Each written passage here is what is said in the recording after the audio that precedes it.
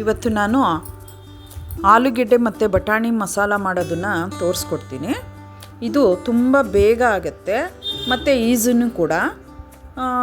ಇದು ಪೂರಿ, ಚಪಾತಿ, ಪುಲ್ಕ, ನಾನ್ ಇದಕ್ಕೆಲ್ಲ ತುಂಬ ಟೇಸ್ಟಾಗಿರುತ್ತೆ.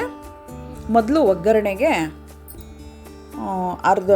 ಅರ್ಧ ಟೀ ಸ್ಪೂನ್ ಜೀರಿಗೆ, ಅರ್ಧ ಟೀ ಸ್ಪೂನ್ ಸೋಂಪು ಮತ್ತು ಸ್ವಲ್ಪ ಚಕ್ಕೆ, ಲವಂಗ ಮತ್ತು ಪಲಾವ್ ಎಲೆ ತೊಗೊಂಡಿದ್ದೀನಿ ನಾನು. ಮತ್ತು ರುಬ್ಕೊಳ್ಳೋದಕ್ಕೆ ಒಂದು ದೊಡ್ಡ ಈರುಳ್ಳಿ, 2 ಸಣ್ಣ ಟೊಮೆಟೊ, ಹಸಿರು ಮೆಣಸಿನ್ಕಾಯಿ, ಅರ್ಧ ಬೆಳ್ಳುಳ್ಳಿ, ಸ್ವಲ್ಪ ಶುಂಠಿ ಮತ್ತು ಗೋಡಂಬಿ ತೊಗೊಂಡಿದ್ದೀನಿ. ಇದಿಷ್ಟನ್ನು ಹಾಕ್ಬಿಟ್ಟು ನುಣ್ಣಗೆ ರುಬ್ಕೋಬೇಕು. ಮತ್ತು ಇದಕ್ಕೆ ಬೇಕಾಗಿರೋಂಥ ಮಸಾಲಗಳು 1 ಟೀ ಸ್ಪೂನು ಧನಿಯಾ ಪೌಡ್ರು, 1 ಟೀ ಸ್ಪೂನ್ ಅಚ್ಕಾರದ ಪುಡಿ ಮತ್ತು 1/4 tea spoon garam masala, 1/4 tea spoon ಅರಿಶಿನ ತೊಗೊಂಡಿದ್ದೀನಿ. ಒಂದು ಅರ್ಧ ಕೆ ಜಿಗಿಂತ ಕಡಿಮೆ ಆಲೂಗೆಡ್ಡೆ ತೊಗೊಂಡಿದ್ದೀನಿ. ಮತ್ತು ಸ್ವಲ್ಪ ಬಟಾಣಿ, ಹಸಿ ಬಟಾಣಿ. ಈಗ ರುಬ್ಬಕ್ಕೆ ಹಾಕ್ಕೋತಾ ಇದ್ದೀನಿ. ಮೊದಲು ಈರುಳ್ಳಿ ಹಾಕ್ತಾಯಿದ್ದೀನಿ, ಮತ್ತು ಟೊಮೆಟೊ, ಹಸಿರು ಮೆಣಸಿನ್ಕಾಯಿ, ಶುಂಠಿ, ಬೆಳ್ಳುಳ್ಳಿ ಮತ್ತು ಗೋಡಂಬಿ ಇದಿಷ್ಟು ಹಾಕಿ ರುಬ್ಕೋಬೇಕು. ಕುಕ್ಕರ್ಗೆ ಸ್ವಲ್ಪ ತುಪ್ಪ ಮತ್ತು ಎಣ್ಣೆ ಎರಡನ್ನೂ ಹಾಕ್ಕೋತಾ ಇದ್ದೀನಿ.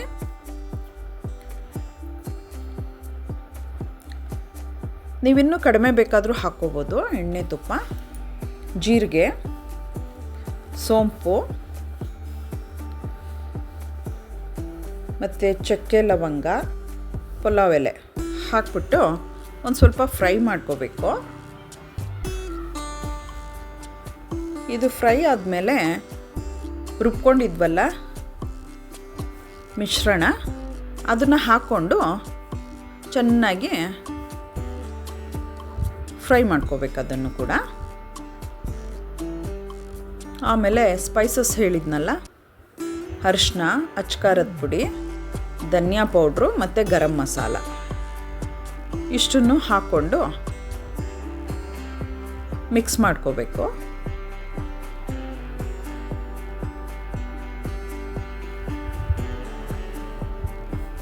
ಆಮೇಲೆ ಬಟಾಣಿ ಮತ್ತು ಆಲೂಗೆಡ್ಡೆ ಹಾಕ್ಕೋಬೇಕು.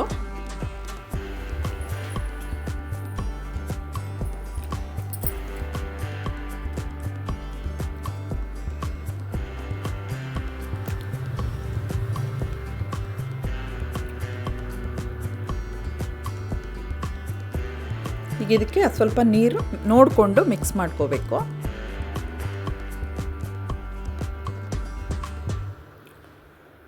ಉಪ್ಪು ಹಾಕಿ 1-2 ವಿಷಲ್ಸ್ ಕೂಗಿಸ್ಕೋಬೇಕು.